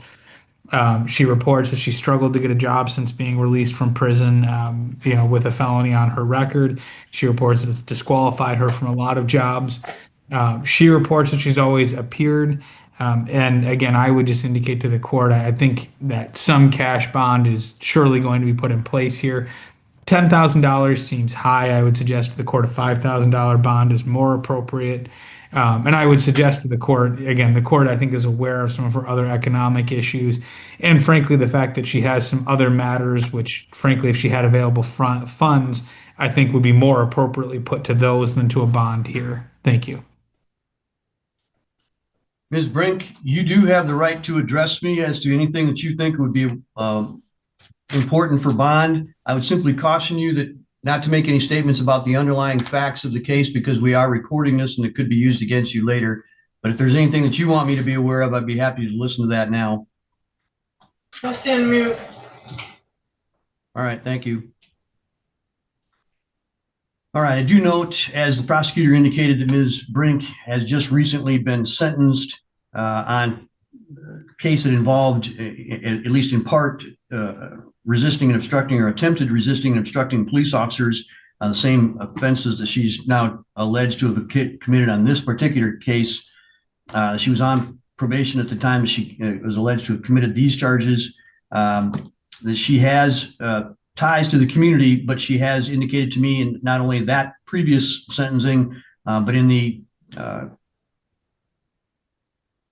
other cases that she's been involved with the court, that she is homeless. I believe that she sold her home that she had here in Otsego County a couple of years ago and used that money basically to stay in hotels for a little less than a year. She has not, to the best of my knowledge, had any long-time employment, if any employment at all, in the last year or so. So while she is well known to the court system, she has very limited things that tie her to this community, other than the fact that she may have people that she knows in the area. So because of her inability to keep herself out of trouble and the fact that she is being violent towards our police officers, I believe that a cash bond of $10,000 cash and surety is appropriate in this case. Conditions of release on that bond include personally appearing for all court dates set by the court, abiding by any judgment of the court, not leaving the state of Michigan without prior permission of the court, not committing any crime while on release, and immediately notifying the court in writing of any change of address or telephone number. She must also not use alcohol, marijuana, or any illegal controlled substances while out on bond. She must participate in a substance abuse testing or monitoring program through community corrections. She must participate in a specified treatment program for any physical or mental condition, including substance abuse, and that was specifically would be community mental health, and follow all recommendations of that assessment. She may not, because of her danger to the others in the community, she may not purchase or possess a firearm or other dangerous weapon while out on bond. She may not have any contact with, direct or indirect, with Lisa's Tavern. That means she may not call it, she may not show up in person, she may not use the internet or social media. No contact means no contact. Finally, she may not enter Lisa's Tavern in Gaylord as well. And then upon her release, she must contact Community Corrections within 24 hours of her release so that they may monitor her while she's on bond. Ms. Brink, do you have any questions about those bond conditions? No. Mr. Truce, anything? No, Your Honor, thank you. Mr. Fortier, anything else? No, Your Honor. All right, Ms. Brink, we also have one additional matter. Before I forget, Deputy, could you make sure that Ms. Brink gets fingerprinted on this new charges as well? Yes, Your Honor. Thank you very much. All right, Ms. Brink, we also have a probation violation issue. The allegations made against you on that is that you were charged with a new criminal offense of larceny, resisting, obstructing, and aggravated assault on 11/18 of 2025. That's the charges that I just read to you. Well, I'm not sure if that's exactly the way it should be read, but you've also been charged with police officer resisting and obstructing, and trespassing and mail theft. The recommendation is that you serve 93 days in jail and that you be discharged from probation with fines and costs preserved. Do you understand the nature of the allegation made against you? Yeah. Do you understand the recommendation as to what would happen if you were to admit or be found guilty of that? Yeah.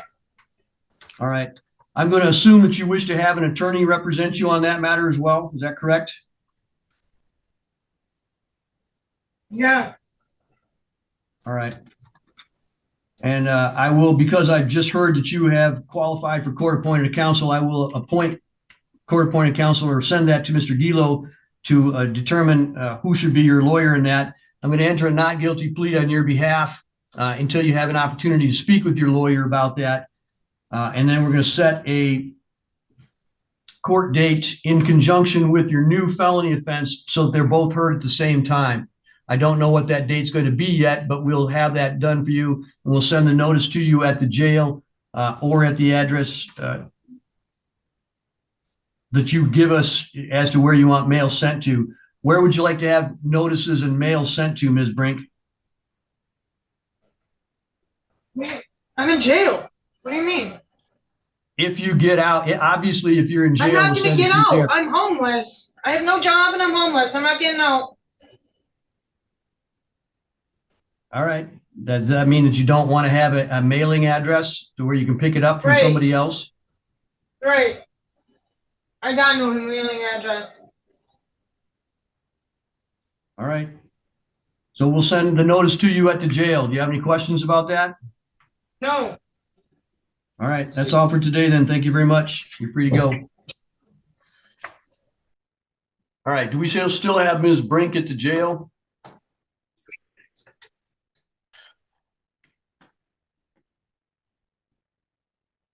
Is Chelsey Brink at the jail? Yes, sir. All right. Thank you, Ms. Brink. I do see Mr. Brown, Ms. Hansel, Ms. Bruker are back from meeting with Judge Cooper in his courtroom. So let me call the Brink case.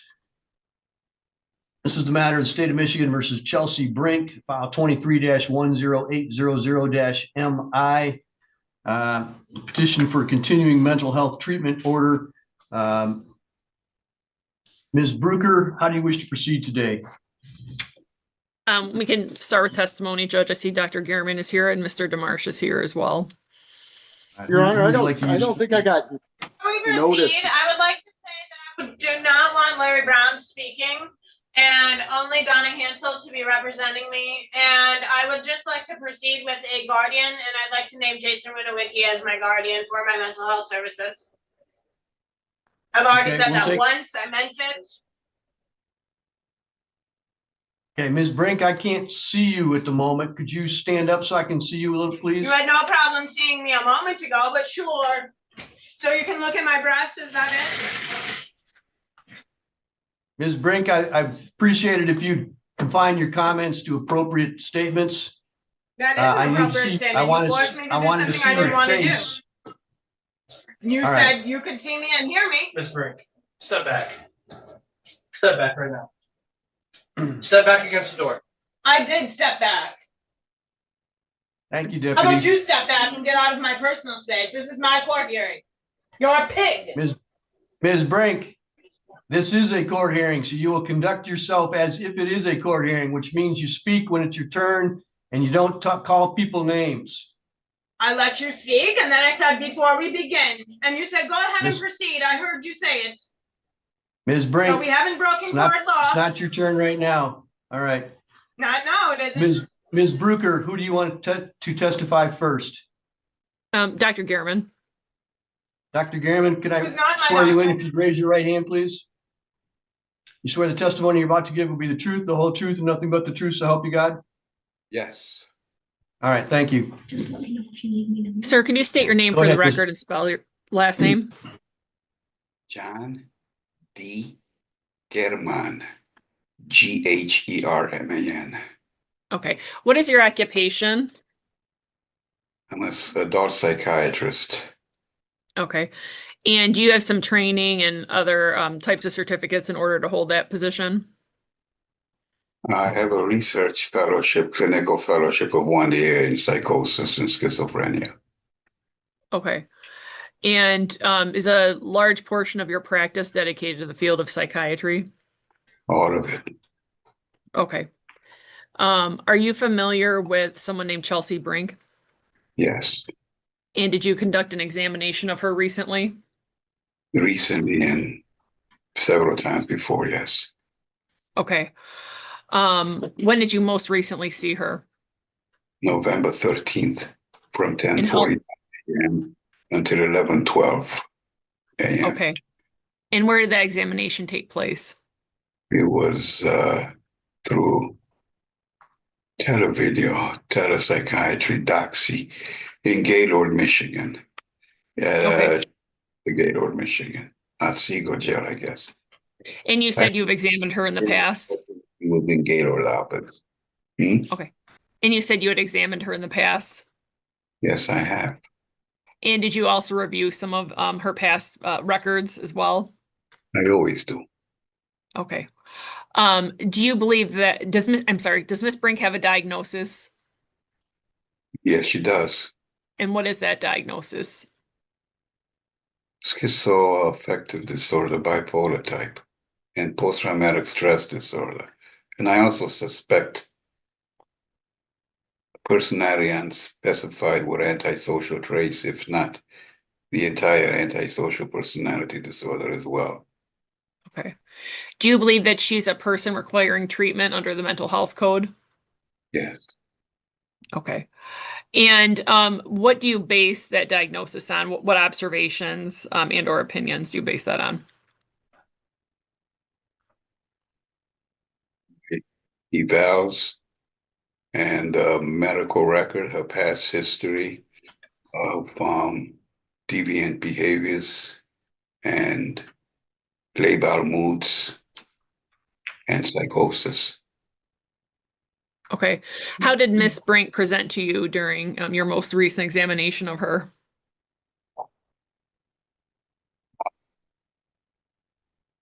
She was irritable and had a thought process disorder, form of thought disorder.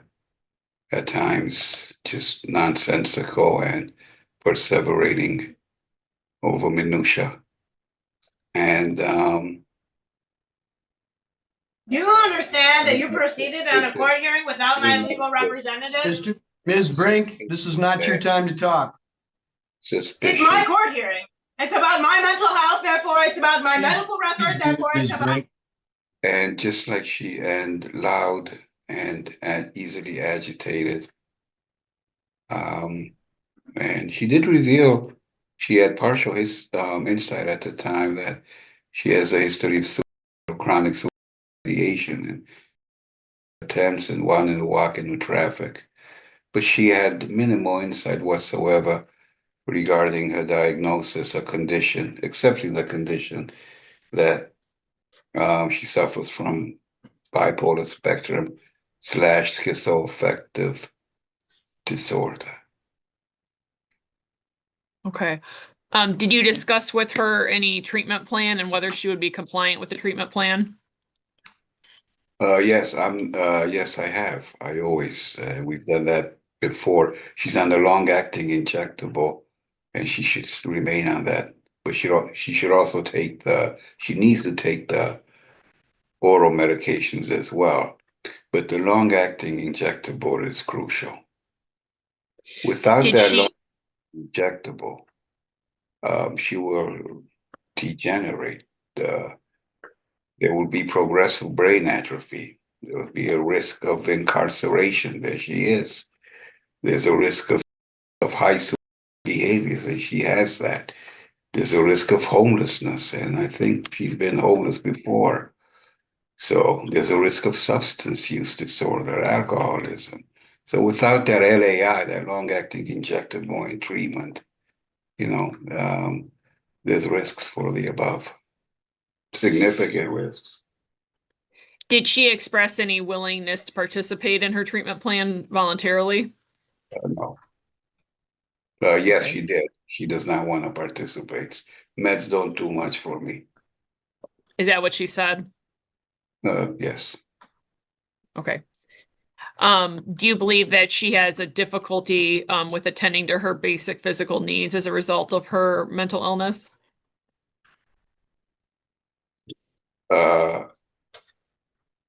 The difficulty is there when she's in a psychotic manic state, as now, and she is now. That's the difficulty. Otherwise, if she's properly adequately treated and interepisodic, I don't see a problem. She should be fine with basic needs. But she has to avoid. We have to avoid these episodes. Okay. Are you recommending hospitalization or outpatient treatment?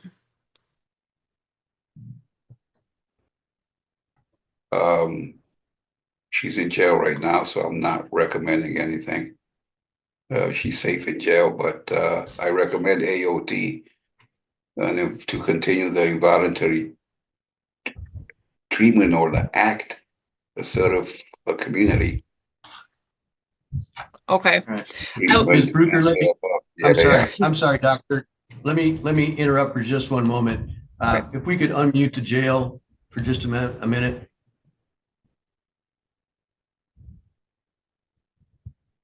Your Honor? Deputy, yes, I noticed that Ms. Brink left the area where she was being recorded. Could you tell me what happened there, She's please? yes, sir. She's in here kicking the Polycom. She's getting very upset at what she's hearing. Her emotions are getting out of control. And with her kicking the Polycom, I put her back in the max cell as of right now. So All right. She kicked the door at least. Yes, sir. Yeah, I appreciate what you did. Thank you very much for doing that. I'm probably going to ask you in a minute or two if she has settled down. If you could go check if she's settled down. I'd like to bring her back and have her available to answer some questions of, or at least make a statement to me about what she wants to have done. But for now, thank you very much for that update. So Ms. Bruker, go ahead and continue with the doctor. Sorry about the interruption. Dr. Gehrman, you completed the clinical certificate that outlined the results of your examination. Is that correct? Yes. And on it, it looks like under number 4, you checked that you're recommending a combination of hospitalization and assisted outpatient treatment up to a year AOT. Is that correct? Yes. Okay. Is there anything else regarding Ms. Brink that you'd like to inform the court of? No.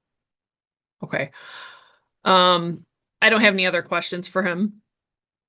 Thank you. Mr. Brown, are you still with us? I am, Your Honor.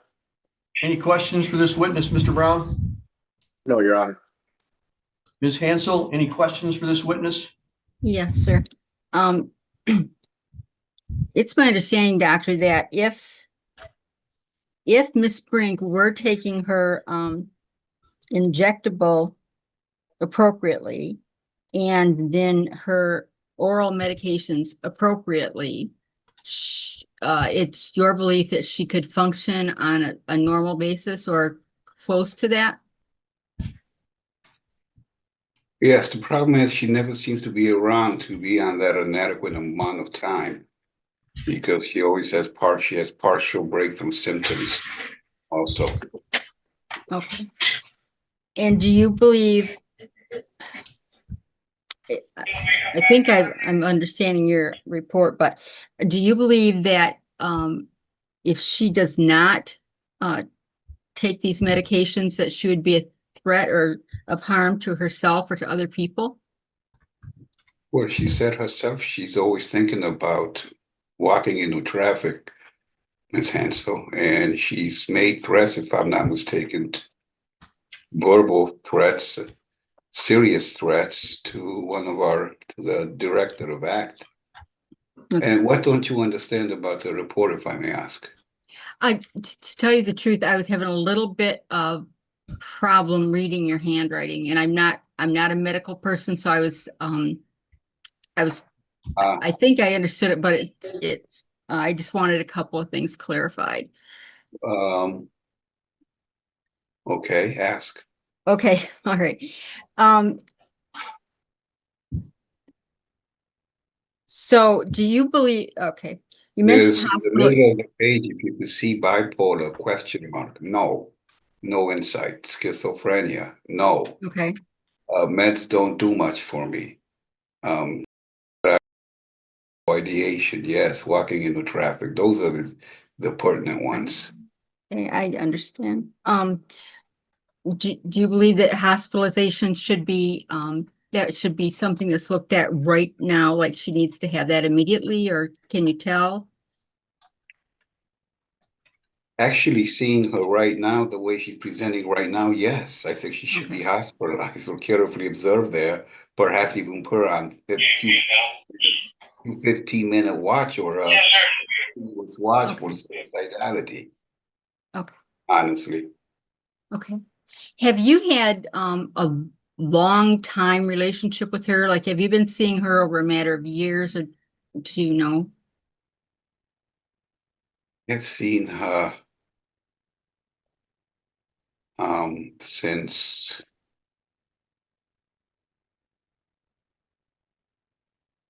April of 2024. Once, twice, three, four. Four times. Okay. For med reviews in ACT. And also a couple of times such hearings as this. But she's also refused to see me a couple of times as well. She was uncooperative, so at least 6 times. 6 attempts, 4 times, 2 other attempts. So do you believe at this point in time, if she's demanding a trial, do you believe she'd be competent to be in a trial? Would she be competent enough that she could assist her attorney in representing her? About though, right? Pardon me, I'm sorry. This hearing is not about the competency though, is it? No, I'm just her lawyer, and I'm trying to line this up with whatever's in her best interest. So I'm not sure I would reval her, Okay. need a All right. thorough neuropsychological exam as well. Okay. All right. Thank you very much. That's all I have for now. Ms. Bruker, any follow-up questions with the doctor? Not for Dr. Gehrman, no. All right. Thank you, doctor. Appreciate your time. That's all for today. Ms. Bruker, any other witnesses? Can I just briefly call Mr. DeMarche? Mr. DeMarche, can I have you raise your right hand? You swear the testimony you're about to give will be the truth, the whole truth, and nothing but the truth, so help you God. Yes, Your Honor. All right. Thank you very much. Could you state your full name for the record? And then Ms. Bruker has some questions for you. Ryan DeMarche. And Mr. DeMarche, what's your occupation? I am the supervisor of assertive community treatment for North Country Community Mental Health. Are you familiar with Chelsey Brink? Yes, ma'am. And did you file this petition for continuing mental health treatment? Yes, ma'am. Okay. And have you met with Miss Brink in the past? Are you familiar with her? Yes, ma'am. Okay. And why did you file this petition? What facts or observations led you to do that? Well, I filed 3 notifications of non-compliance in the last 6 months due to missed appointments and or missed appointments basically. And so basically she hasn't been able to be compliant with the treatment order as it is. So a Okay. continuation made most sense to me, yeah. Okay. So she has not been taking her medication, following through with any of the services that you've been offering? Her medication has been administered. It's an injectable.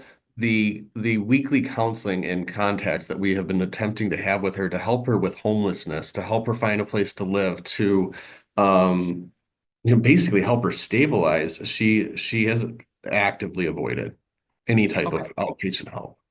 She did come for her injection because she knew if she didn't, that the police would pick her up, and the police did bring her in for that injection. Just based on your experience with her and your observations, is Ms. Brink able to care for herself? Absolutely not. Okay, and why do you say that? As I just said, she's unable to recognize the need for treatment, inability to even participate in her own care for like applications to Social Security, applications for state benefits, applications for there's a lot. She's actively avoiding help. Okay. And do you agree with Dr. Gehrman's recommendation of combined hospitalization and assistant outpatient treatment order for up to a year? 100%. Okay. And do you know where her hospitalization would occur if that is what occurs? Well, the way it works at this point is while she's in jail, it's not likely to happen. But should she be released for some reason and she has some psychiatric episode in the community, she would be taken to OMH or whatever the nearest emergency department is, screened for her appropriateness for psychiatric hospitalization. And then the first bed that is found, whichever psychiatric hospital within the state of Michigan that is, that's how that process goes.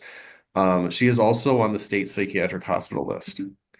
But she hasn't been called for that yet. She's been on that for approximately 6 months. Okay. Anything else you'd like to inform the court of? No, ma'am. All right. I don't have any other questions for you. Thank you. Ms. Hansel, do you have any questions for this witness? Yes, I do. I do apologize. I'm not familiar with a lot of stuff here. But what exactly is this list that you're referring to? So there's a Michigan state hospital list for people that are in need for long-term psychiatric hospital care. And the list is extraordinarily long because there are many people within the state of Michigan that are on it, and we really have no power in pushing it up. The state of Michigan determines who comes in when they go and when they don't. And typically the people that get into those hospitals are found not guilty by reason of insanity. Okay. Okay.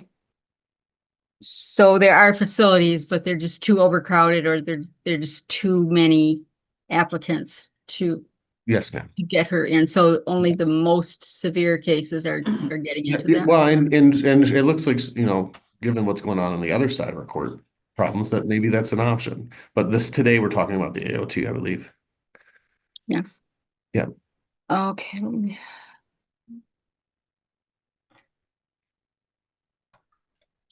Do you have any knowledge of, well, you said she's getting the injectables. Mm-hmm.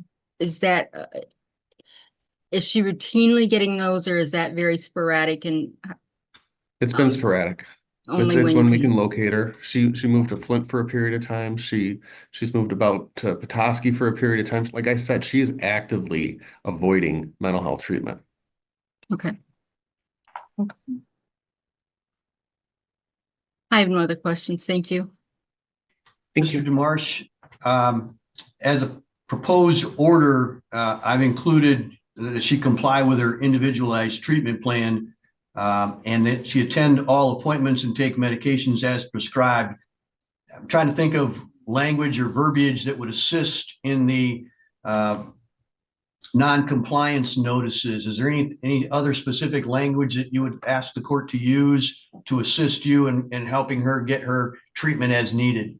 You know, I'm not sure, Your Honor. I'd be happy to discuss it at some point with the court, but at this point, I'm not sure what we can add to that. The person herself is actively avoiding treatment, so I don't know that the language of the order itself can really do anything. I'm not sure, Your Honor. All right. I just want to make sure that I was Yeah. covering everything that possibly I get could it. I understand. at Thank this you. moment. So if you do come up with some additional language that you want to have included in some of these in the future, feel free to send them to me. I appreciate that. All right. Yes, sir. I don't have any other questions. Thank you, Mr. DeMarsh. Ms. Brucker, any other witnesses that you have? No, Your Honor. Ms. Hansel, are there any witnesses or evidence that you want to have? And I'll bring your client back in just a minute to see if she's going to be able to continue to participate with us. Thank you. I have no other witnesses, Your Honor. No. All right, if we could unmute the jail again.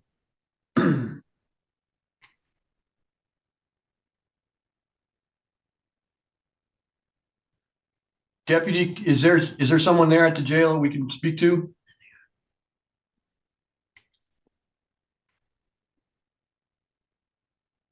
Yes, Your Honor. All right. Thank you, Deputy. Have you had a chance to see whether or not Ms. Brink has settled down at all? I let my partner ask her. She escalated again. If you would like for the court, I will ask one more time.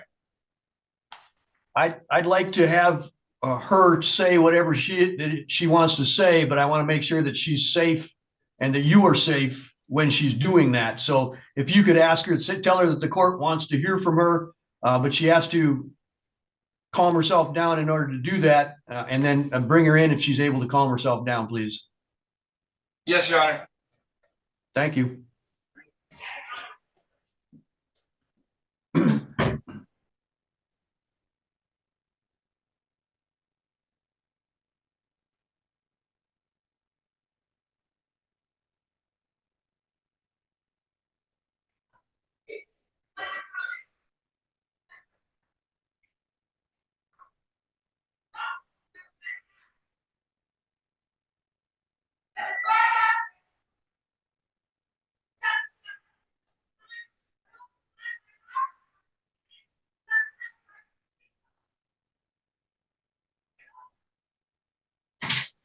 Your Honor.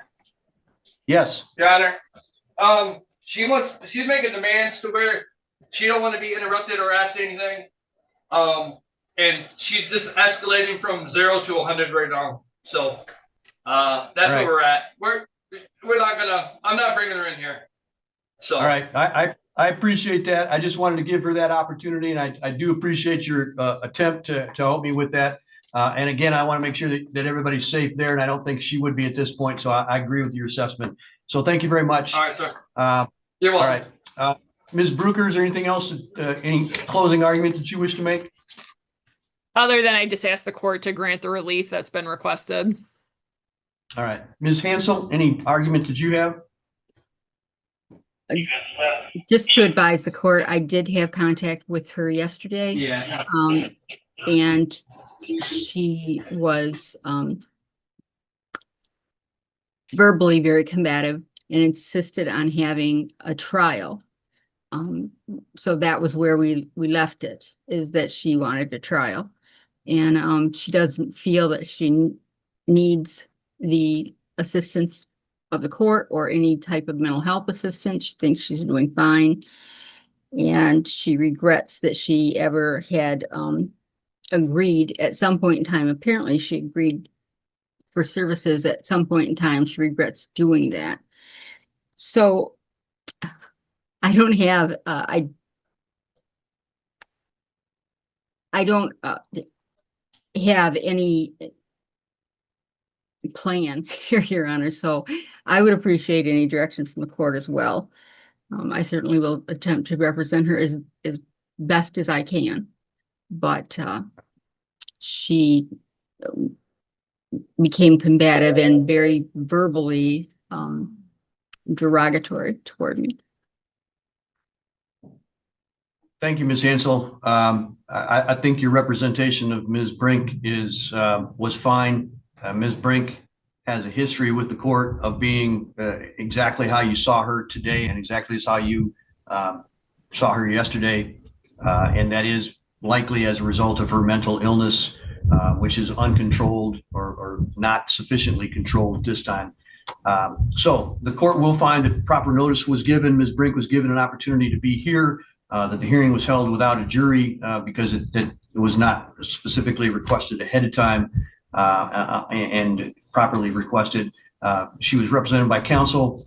We heard the testimony of Dr. Gearman as well as of Mr. DeMarsh, and there's clear and convincing evidence that Ms. Brink is a person requiring treatment because she has a mental illness, and her judgment is so impaired by that mental illness that she lacks the understanding of the need for treatment, and that causes her to demonstrate an unwillingness to voluntarily participate in or adhere to that treatment, which is necessary, and on the basis of competent clinical opinion of Dr. Gearman, to prevent relapse or harmful deterioration of her condition.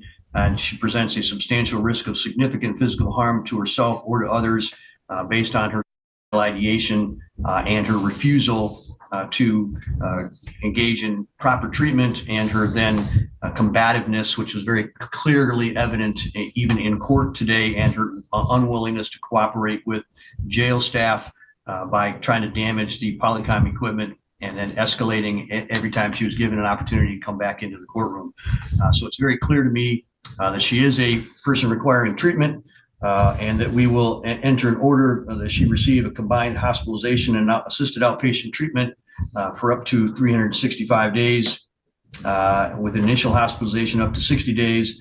She receive assisted outpatient treatment for no longer than a year, and that be supervised by North Country Community Mental Health, and include all services recommended by the treatment provider, including medications, injectables, and dissolvables, blood and urinalysis testing to determine compliance and effectiveness of medication, individual therapy, assertive community treatment services, and any other services necessary to assist her in her individual living and functioning in the community, including complying with individualized treatment plan, mental health provider as deemed clinically appropriate, attend all appointments, and take medications as prescribed.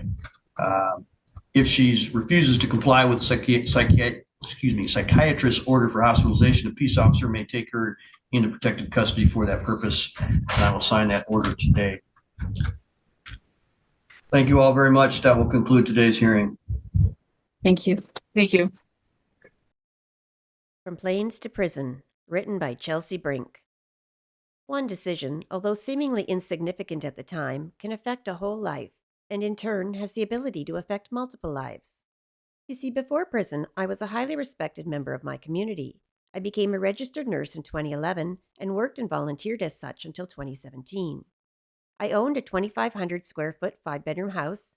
I have 2 children who were taken away from me by their fathers, and like I said, one decision has the ability to completely derail a life. I've been incarcerated since 2018.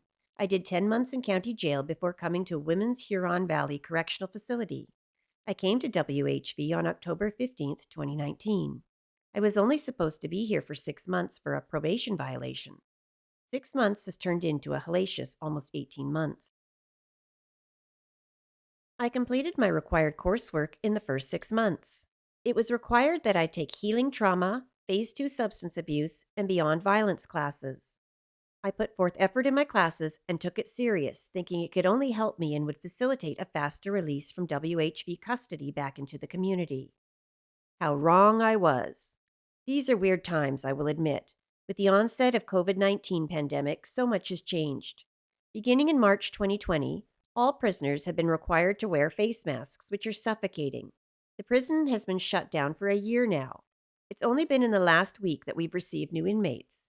The school and all core programming have ceased to exist. On Monday, a couple of classes restarted. Prison is hell. There is no other way to describe this place. The food is nearly inedible. The healthcare and mental health care services are terrible to non-existent.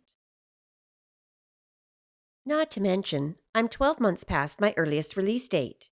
I've been given too many unfair tickets, and I've spent 113 days total on sanction. I've been disrespected on every level. It seems that certain individuals at the prison have forgotten who I am. I guess I can't expect them to remember me when I've forgotten who I am and when I didn't stay true to myself.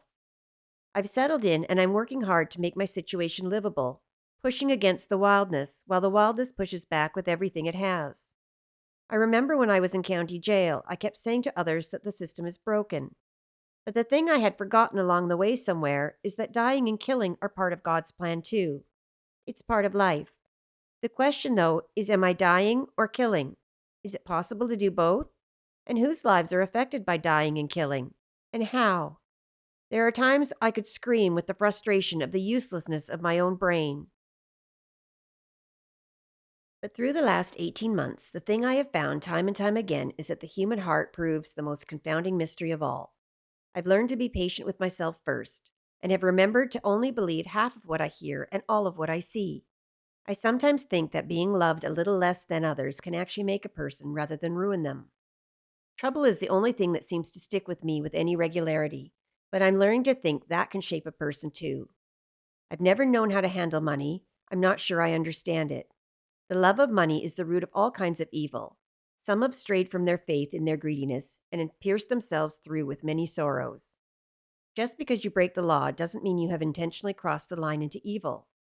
Sometimes the line creeps up on you, and before you know it, you're standing on the other side. It is rare that what is expected and what is right are the same set of footprints. There are always exceptions to the rules, and the same applies to the letter of the law.